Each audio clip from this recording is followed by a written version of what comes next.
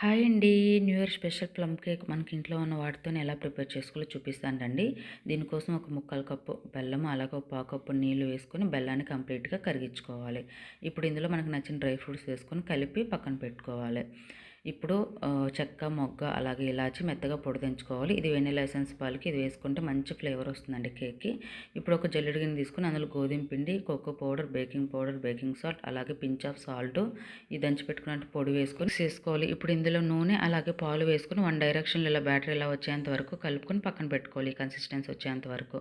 ఇప్పుడు మనం దేంట్లో కేక్ చేసుకోవాలనుకున్నాం దాంట్లో ఆయిల్ అలాగే ఈ పొడి పిండి చల్లుకొని ఈ బ్యాటర్ అంతా వేసుకొని ఒక్కసారి ట్యాప్ చేసుకొని ముందుగా ప్రీహీట్ చేసుకున్నటువంటి గిన్నెలో ఈ గిన్నె పెట్టుకొని మూత పెట్టి లో ఫ్లేమ్లో 40 to 50 మినిట్స్ కుక్ చేసుకుంటే కేక్ పర్ఫెక్ట్గా రెడీ అయిపోతుంది.